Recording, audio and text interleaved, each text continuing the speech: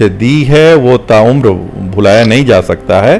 और अगर इंसान के शरीर में 5 लाइफ सपोर्टिंग ऑर्गन्स होते हैं, किडनी, लीवर, लंग्स, हार्ट और ब्रेन, तो एक अगर हमारा हार्ट है तो दूसरा हमारा लंग्स है, और बिना एक के दूसरे का निर्वहन नहीं हो सकता, जीवन संचालित नहीं हो सकता। तो इसलिए ज़मानिया में एक प्रेम और एक मोहब्बत और एक एहसास से बधे हुए हैं, हम भी बधे हुए हैं और वहाँ के लोग भी हमसे बधे हुए हैं। मैं इस वक्त जनपद मऊ के घोसी के क्षेत्र में मौजूद हूँ। यहाँ अभी भी मेरी मुलाकात हो गई है इस क्षेत्र के सांसद अतुल राय से। अतुल राय के साथ एक बड़ी विडंबना हुई।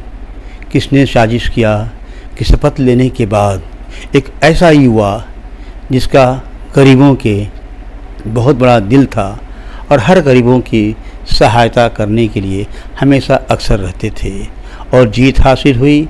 लेकिन उस जीत के बाद अतुल राय शपथ लेने के बाद इनके साथ ऐसे मुकदमे फंसाया गया कि इस बेचारे को हमेशा तरह तरह के इल्ज़ामात आयद किए गए। आज इनसे मुलाकात हो रही है। मैं आपसे ही जानना चाहता हूं कि इस वक्त आपके क्या हालात हैं और क्षेत्र के लोगों को क्या संदेश देना चाहते हैं। जी नमस्ते। हालात और क्षेत्र के लोगों को संदेश, अभी तो विजयदशमी का कल पर्व था। मेरी तरफ से समस्त क्षेत्रवासियों को, समस्त देशवासियों को विजयदशमी की ढेर सारी शुभकामनाएं। बाकी जिस मुकदमे में मुझे रंजिशन फंसाया गया था, उस मुकदमे में माननीय न्यायालय ने बाइज्जत बरी कर दिया है। अब जनता के बीच में हूँ, जनता के लोगों के सुख दुख में भागी बनना है, उनके सुख दुख में रहना है। ख़ास तौर पे घोसी विधानसभा, घोसी क्षेत्र, संसदीय क्षेत्र के लोगों में विकास का कितना हद तक आप काम कर पाए हैं, क्योंकि आपको हमेशा तो जेल में रहना पड़ा है। प्रतिनिधि द्वारा आपका क्या काम हुआ है, कुछ बता पाएंगे आप? देखिए, जहाँ तक विकास की बात है, मैं विपक्ष का एक सांसद था, तो हमारे पास सांसद निधि को छोड़कर बाकी कोई दूसरा ऐसा मद नहीं था जिसके ज़रिए मुझे काम करना था। उसमें भी 2 वर्ष की निधि कोरोना महामारी के वजह से सरकार ने रोक ली। उसके बाद के 3 सालों में मुझे टोटल 17.5 करोड़ रुपए निर्गत हुए। उन 17.5 करोड़ रुपए, एक रुपए हमने घोसी लोकसभा के विकास के लिए, तमाम सड़कें, तमाम पुलियाँ, करीबन 170 से ऊपर विकास कार्य किया गया। और हमारे खाते में जिस दिन हमने बंद किया है अपने निधि से कार्य करना, उस दिन मात्र 10,000 रुपये बचे हुए थे हमारे सांसद निधि के खाते में। तो आप खुद समझ सकते हैं कि जब पाई उसका खर्च हो गया, तो जो उससे उस मद में जो विकास योजनाएं थी सारी की सारी फलीभूत हुई। पता चला है मुझे घूमने पे क्षेत्र में कि आपके द्वारा उस कोरोना काल में लोगों की सहायता बहुत आपने किया है। कैसे किया आपने, कैसे आप जेल में बंद थे? अब जिस वक्त वैश्विक त्रासदी कोरोना महामारी आई, उस वक्त समाचार पत्रों के माध्यम से, टेलीविज़न के माध्यम से यह समझ में आया कि बाहर के बहुत बुरे हाल हैं। अंदर तो फिर भी हम लोग आइसोलेट थे, एक जगह पर बंद किया गया था, एक जगह पर रखा गया था, 8x8 का सेल था, वहाँ किसी से मिलने की इजाज़त नहीं थी, तो हम लोग एक तरह से तो सेफ थे। लेकिन बाहरी दुनिया में जिस तरह से कोरोना त्रासदी ने अब तक का सर्वाधिक जो जान माल की हानि की, उसमें जो मेरी समझ में आया कि अगर इस लेवल में अगर हम रूट लेवल तक पहुंच के मदद नहीं करेंगे तो फिर उसमें जनता को लाभ नहीं हो पाएगा। इसके लिए हमने एक योजना बनाई अपने संचार माध्यम से, पत्र के माध्यम से। जो हमारे साथ के कलीग्स पढ़े हुए थे, वो अच्छी जगहों पर डॉक्टर थे। एक पहले शुरुआत में तो हमने टेलीमेडिसिन की व्यवस्था शुरू की, उसमें 10 डॉक्टरों का एक पैनल बनाया। सुबह 8 के रात के 8 बजे तक 1.5 घंटे एक डॉक्टर को टेलीमेडिसिन पे अवेलेबल रहना था।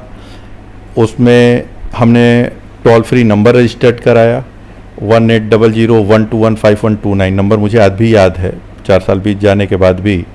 उस नंबर को मीडिया के माध्यम से मऊ के लोगों तक सब तक पहुंचाया गया। उसके बाद भी मुझे लगा कि अभी यह चीज़ें रूट लेवल पे इम्प्लीमेंट नहीं हो पा रही हैं। उसके बाद हमने मोबाइल हॉस्पिटल 5 बनाए। उसमें जो ICMR की गाइडलाइंस थी उसके अकॉर्डिंग सारी मेडिसिन किट, लिम्सी, एजिथ्रोमाइसिन, सारी सब कुछ, सिरप जो भी था उनका, वो सारी सब कुछ किया। Pulse oximeter, infrared thermometer, oxygen concentrator से वो लैस थी हमारी मोबाइल हॉस्पिटल। हमारा पैरामेडिकल स्टाफ हर गांव में गए, हर एक विधानसभा के 5 विधानसभा के हर एक गांव में गए।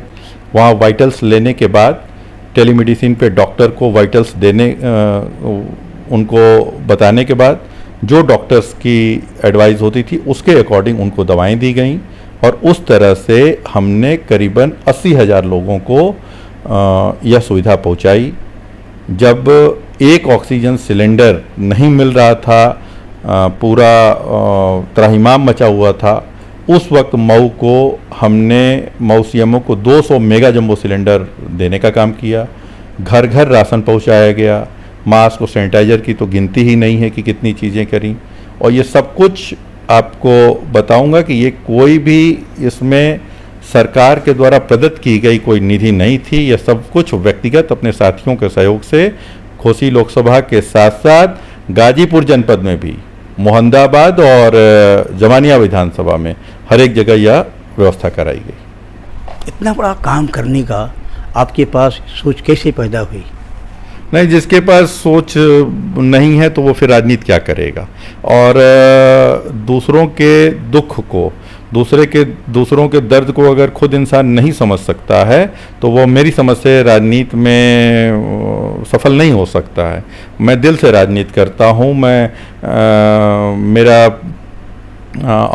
अवसरवादी नहीं हूँ कि एक पल के लिए आया, एक निर्धारित समय के लिए राजनीति किया। मैं फुल टाइम राजनीतिज्ञ हूँ और पूरा समय राजनीति में ही के लिए ही और लोगों की सेवा के लिए ही सोचता हूँ कि कैसे उन तक मदद पहुँचा सकूँ, उनके काम आ सकूँ। आपका क्षेत्र एक जमनिया भी है और जमनिया में जब भी जाता हूँ आपको लोग बहुत याद करते हैं। क्या वजह है कि आप बहुत चुनाव जीते भी नहीं हैं लेकिन जमनिया के लोग आपको बहुत याद करते हैं?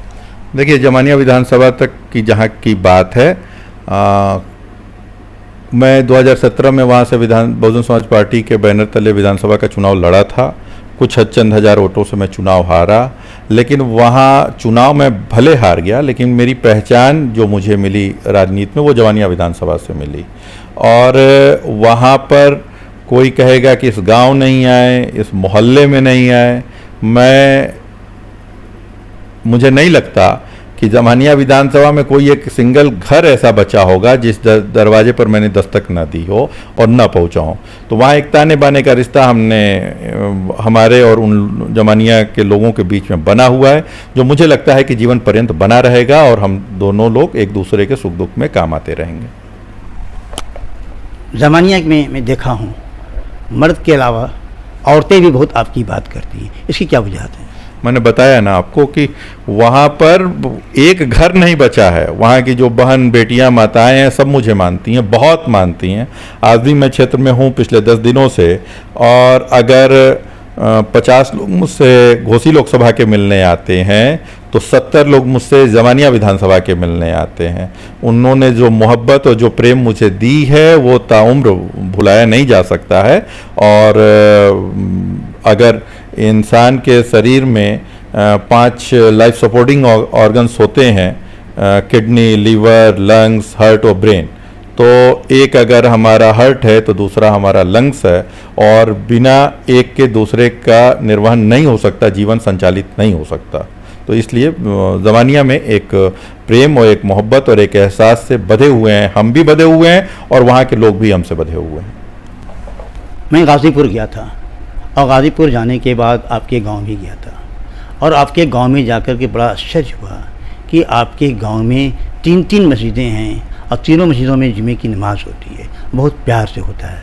ये इतना बड़ा मोहब्बत आप लोगों ने कैसे कायम किया है?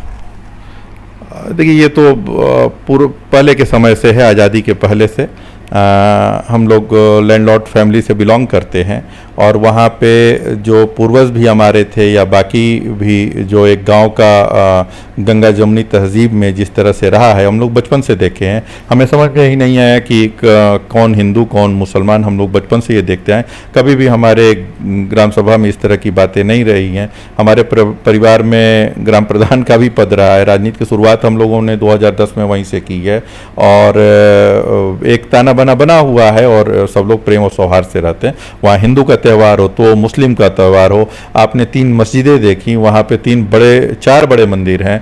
वहाँ द्वारिकाधीश का ऐतिहासिक मंदिर है जो 300 साल पुराना है। वहाँ अशारनाथ में भगवान शिव का मंदिर है, वो भी ऐतिहासिक मंदिर है। हमारे यहाँ पश्चिम तरफ हनुमान चौतरा है, बजरंगबली का वो है, और माँ पूर्णागिनी का मंदिर है। और चारों मंदिरों में और मस्जिदों में हर समय पूजा होती है। रोज़ पूरा जो निर्धारित समय है उस पर पूजा, आरती और अजान सब कुछ होता है। प्रेम व्यवहार से सब लोग रहते हैं हमारे यहाँ। अभी मैं बात कर रहा था इस घोसी विधानसभा घोसी क्षेत्र के सांसद रह चुके अतुल राय से, और यकीनन पूरे भारत में ये संदेश जाएगा कि मोहब्बत से हमें रहना चाहिए। जब मोहब्बत से रहेंगे तो देश भी विकास करेगा, क्षेत्र भी विकास करेगा। नफ़रत की राजनीति हमें छोड़नी चाहिए। मैं उम्मीद करता हूँ कि इस बातचीत को पूरे भारत के लोग सुनेंगे।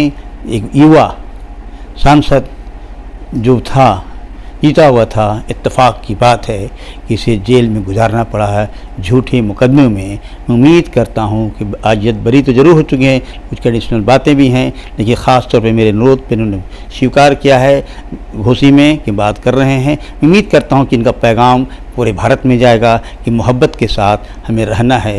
मोहब्बत रहेगा तो हिंदुस्तान, भारत हमारा तरक्की करेगा। G72 न्यूज़ के लिए नाजिम रजा के साथ जावेद बिन अली की विशेष रिपोर्ट।